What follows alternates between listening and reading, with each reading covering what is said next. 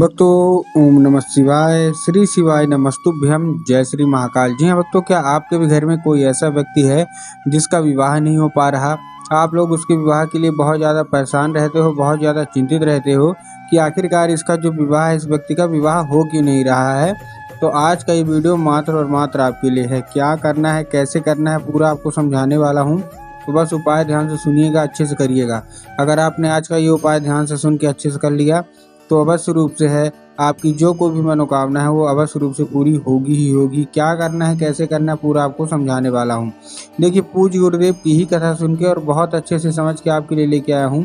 तो पूरा का पूरा आपको उपाय ध्यान से सुनना है और अच्छे से करना है। अगर आपने आज का ये उपाय ध्यान से सुन के अच्छे से कर लिया तो अवश्य रूप से है कि आपकी मनोकामना पूरी होगी ही होगी। देखिए, पूज्य गुरुदेव की जो कथा होती है ना, जैसा कि आपको पता है कि पूज्य गुरुदेव की कथा में लाखों की भीड़ आती है। आप सबने देखा होगा, सुना होगा।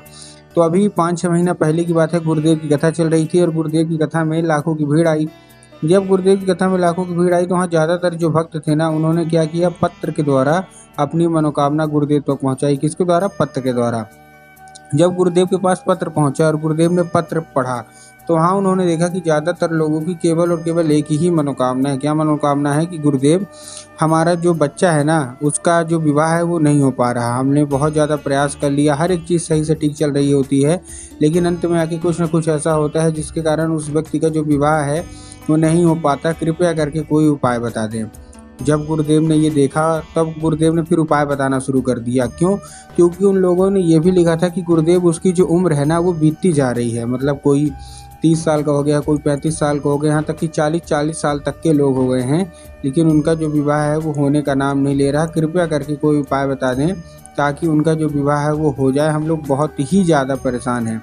जब गुरुदेव ने ये देखा तब गुरुदेव ने 2 से 3 उपाय बताए और कहा, केवल और केवल ये उपाय कर लेना, तुम्हारे घर का जो भी सदस्य है जिसका भी विवाह नहीं हो पा रहा, अवश्य रूप से उसका विवाह होगा ही होगा। 2 से 3 उपाय बताए। अब जैसे जैसे लोगों को उपाय बताए तो लोगों ने जाके उस उपाय को घर में करना शुरू कर दिया।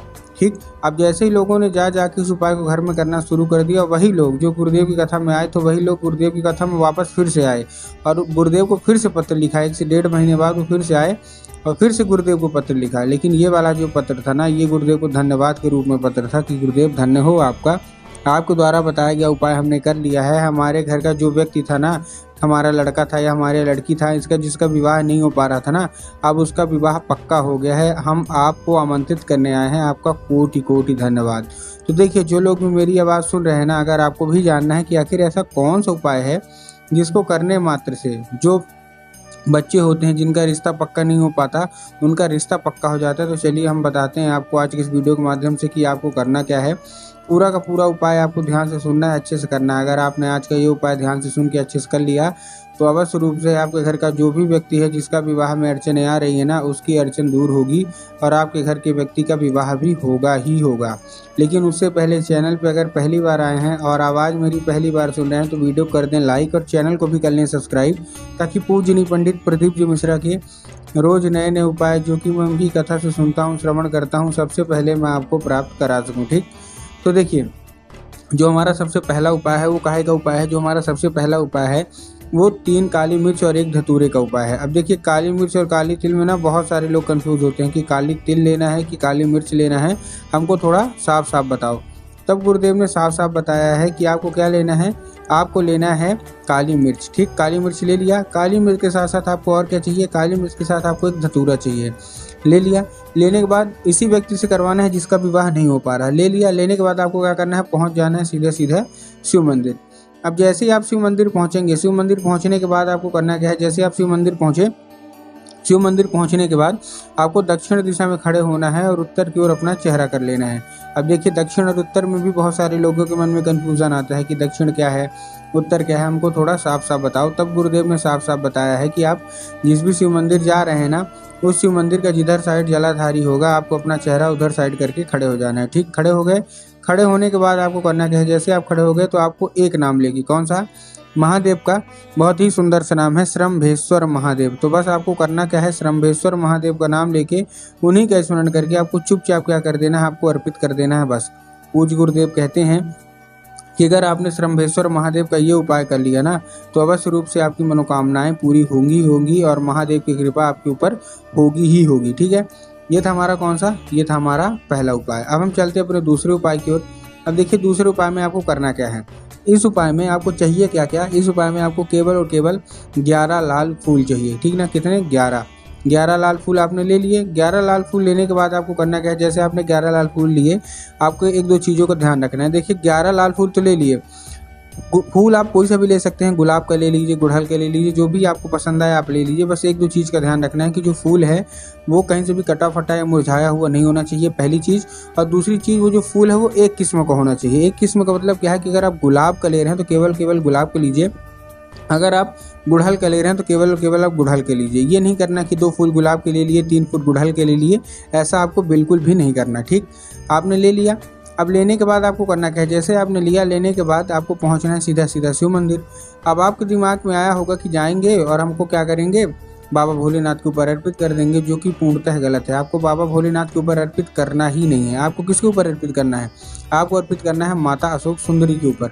अब देखिए जिनको पता है कि माता अशोक सुंदरी की जगह कहाँ होती है उनका तो ठीक, लेकिन बहुत सारे ऐसे लोग हैं जिनको यही नहीं पता कि माता अशोक सुंदरी की जगह होती कहाँ है। तब गुरुदेव ने साफ साफ बताया है कि आप जिस भी शिव मंदिर जा रहे हैं, शिव मंदिर की जो जलाधारी होती है, जलाधारी के दाएं मतलब राइट साइड में किसकी जगह होती है, माता अशोक सुंदरी की होती है। तो बस आपको करना क्या है, माता अशोक सुंदरी की जगह पे आपको चुपचाप करके आपको अर्पित कर देना है बस। पूज्य गुरुदेव कहते हैं कि अगर आपसे माता अशोक सुंदरी अगर प्रसन्न हो गई ना, तो अवश्य रूप से आपकी मनोकामना, जितनी भी मनोकामना है ना, वो पूरी होगी ही होगी, ठीक है।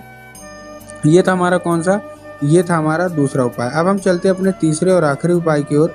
अब तीसरे और आखिरी उपाय में देखिए आपको करना क्या है। इस उपाय में आपको सिंपल सा एक काम करना है। क्या काम करना है, आपको लाल चंदन लेना है, ठीक। लाल चंदन ले रहे हैं। लाल चंदन लेने के बाद आपको करना क्या है, जैसे आपने लाल चंदन लिया, लाल चंदन लेके पहुंच जाइए सीधा सीधा शिव मंदिर। शिव मंदिर पहुंच गए। अब शिव मंदिर पहुंचने के बाद आपको क्या करना है, जैसे आपने लाल चंदन लेके शिव मंदिर पहुंचे, आपको माता अशोक सुंदरी की मैंने अभी जगह बताई ना, बस आपको करना क्या है, माता अशोक सुंदरी वाली जगह में ही आपको क्या करना है, अपने हाथों से कोई भी दाहिने हाथ की कोई भी एक उंगली से अपने हाथों से क्या करना है, वहाँ 3 बार टीका लगाना है। कितनी बार लगाना है, 3 बार। 3 बार टीका लगा दिया। अब 3 बार टीका लगाने के बाद आपको करना क्या है, जैसे आपने 3 बार टीका लगाया, 3 बार टीका लगाने के बाद मतलब बिंदी के रूप में लगाना है, ठीक। लगा दिया। लगाने के बाद आपको क्या करना है, अपनी मनोकामना मांगना है उसी उंगली से, ठीक है। एक ही उंगली से 3 बार लगाना है।